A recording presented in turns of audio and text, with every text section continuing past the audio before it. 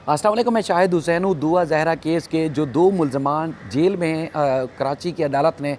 उस केस में मुल्ज़मान के जो दरख्वास्त ज़मानत थी उसमें तहरीरी हुक्मनामा जारी किया है। उसकी मुकम्मल तफसीलात अदालत ने क्या करार दिया है और इस दरख्वास्त ज़मानत मुस्तरद होने के बाद इस केस में न सिर्फ एक बड़ा और अहम रुख इख्तियार किया जा चुका है, बल्कि जो दीगर इस केस से जुड़े मुल्ज़मान हैं उनके खिलाफ भी मज़ीद घेरा तंग होगा। प्रोसिक्यूशन ने जिब्रान नासिर साहब की जो दरख्वास्त ज़मानत की दायर की गई थी और उसमें दलाइल दिए गए थे, उसमें मुकम्मल इत्तफ़ाक़ किया है और अदालत ने उन तमाम चीज़ों को अपने अदालती हुक्मनामे का जो है वो हिस्सा भी बनाया है। अदालत के जो 3 सफ़ात पर मुश्तमिल जो हुक्मनामा है उसका मतन मैं आपको पढ़ के सुनाता हूँ और सारी वो तफसीलात, वो चीज़ें क्लियर हो जाएंगी जिसमें ये तसव्वुर या ये करार देने की कोशिश की जा रही थी कि एक लव मैरिज है, लड़की ने अपनी मर्ज़ी से शादी की है या उसके बाद फिर उसकी उम्र का तयन हो चुका था और अदालतों ने उसको अपनी मर्ज़ी से जो है वो ज़िंदगी गुजारने की इजाज़त दी थी। अब इस हुक्मनामे के बाद मज़ीद चीज़ें क्लियर हो गई हैं। अब वो सारी तफसीलात आप इसके अदालत के जो हुक्मनामा है उसके मतन से सुनकर आपको अंदाज़ा हो जाएगा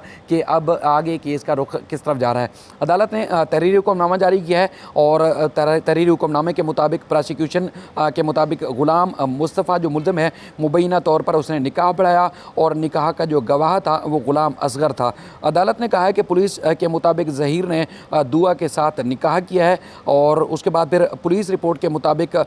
मुग़विया दुआ ज़हरा की जो उम्र जो है वो 15 से 16 साल के दरमियान है। अदालत ने कहा कि जो दस्तावेज़ात पेश की गई हैं उसके मुताबिक और मेडिकल रिपोर्ट और पुलिस पेपर्स के मुताबिक दुआ ज़हरा की जो उम्र है लगभग 15 साल है और अदालत ने कहा है कि दुआ ज़हरा ने मुल्ज़िम के बुनियादी अदालत ने कहा कि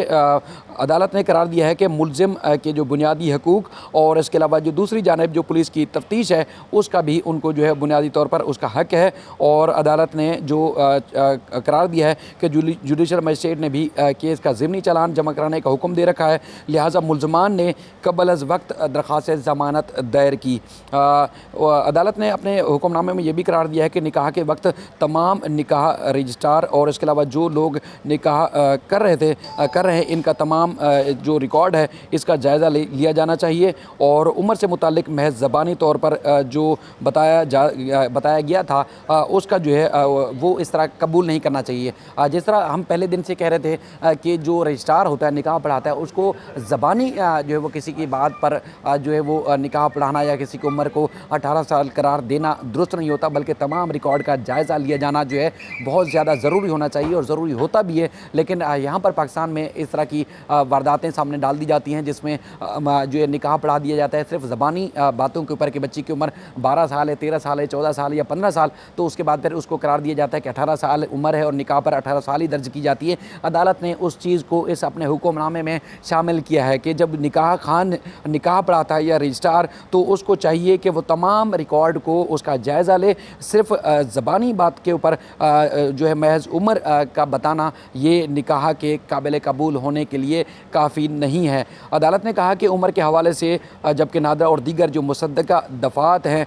वो जब मौजूद नहीं होती तो उसके ऊपर भी जो इस तरह निकाह नहीं पढ़ाना चाहिए और निकाह खान ग़ुलाम मुस्तफ़ा ने दस्तावेज़ात की तस्दीक नहीं की थी जब इसने निकाह पढ़ाया था और उसके बाद फिर अदालत ने यह कहा कि निकाह का गवाह असगर भी जो एक मोतबर नहीं है, यानी कि उसने भी कोई उसके बाद भी कोई ठोस वजह नहीं थी कि इस तरह के मुतनाज़ा निकाह में जिसकी ना दस्तावेज़ात थी और ना जिसका जो है वो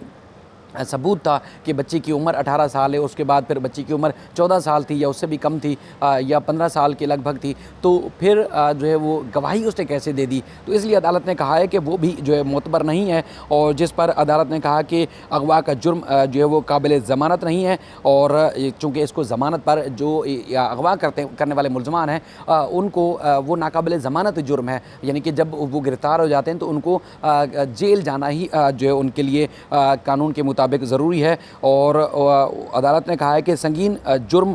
मुग़विया की नफ्सियात को तबाह कर सकता है बच्ची के अगवा के मामले को और मुग़विया के ख़ानदान को अवाम के सामने शर्मिंदगी का सामना होता है।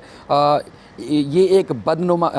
अदालत ने करार दिया है कि ये एक बदनुमा दाग है जिसका सामना ख़ानदान वालों को करना पड़ सकता है, जो कि एक संगीन जुर्म है। इस किस्म का घिनौना जुर्म किसी इनफरादी शख्स के ख़िलाफ़ नहीं बल्कि पूरे माशरे के ख़िलाफ़ है। अदालत ने अपने हुक्मनामे में करार दिया है कि मौजूदा दस्तावेज़ात की रोशनी में जो मुलजमान हैं इनकी दरख्वास्त ज़मानत को मुस्तरद किया जाता है। ये वो चीज़ें थी जिसके बारे में हमने आपको आगाह किया। ये वो चीज़ें थी जिनके बारे में हम आपको बार बार मुतला करते रहे कि ना सिर्फ एक बच्ची को अगवा करने के बाद ज़बरदस्ती जो है वो निकाह किया गया, जिसकी दस्तावेज़ात का जायज़ा नहीं लिया गया, जिसके तमाम रिकॉर्ड का जायज़ा नहीं लिया गया, ना निकाह खान ना ही गवाह ने, बल्कि जिन जिन लोगों ने इस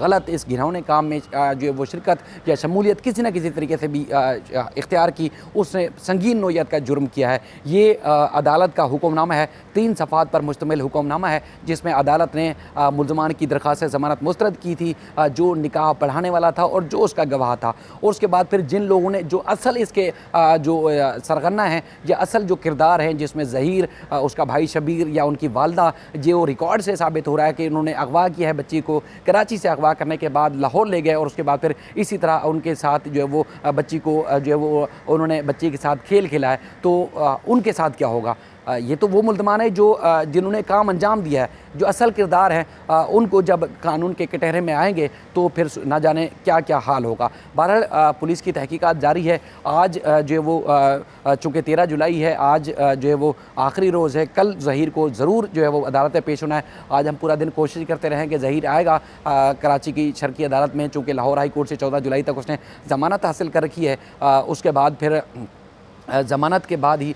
उसने चूँकि सरेंडर करना है। कुछ ज़राए तो ये बताते हैं कि ज़हीर की जानिब से ये कहा जा रहा है कि चूँकि उसका रोल असाइन नहीं किया गया है पुलिस की जानिब से, चूँकि ज़िमनी चालान पेश नहीं हुआ है, तो ज़हीर जो है वो सरेंडर तब तक नहीं करेगा जब तक ज़िमनी चालान अदालत में पेश नहीं होगा, तब तक ये कराची की अदालत में पेश नहीं होगा और लाहौर से दोबारा हिफाजती मुमकिन तौर पर ज़मानत ले सकता है। लेकिन जो कानूनी माहिर हैं वो कहते हैं कि लाहौर हाई कोर्ट दोबारा किस मुँह से जाएगा, चूँकि इस तरह के इस्लामाबाद में, इस तरह लाहौर में भी कई केसेस रिपोर्ट हुए हैं जिसमें जो है वो मुल्ज़िम अगर हिफाजती ज़मानत लेता है तो फिर उसको मुतल्लिका ट्रायल कोर्ट के सामने पेश होना होता है, दोबारा हिफाजती ज़मानत के लिए उसी अदालत से रुजू नहीं कर सकता। बहरहाल आज हमने कोशिश की, कल भी इसको फॉलो करेंगे। मज़ीद शाम तक जो भी प्रोग्रेस होगी, अपडेट्स होंगी, आपके सामने रखेंगे। अपना ख्याल रखिएगा। अल्लाह हाफ़िज़।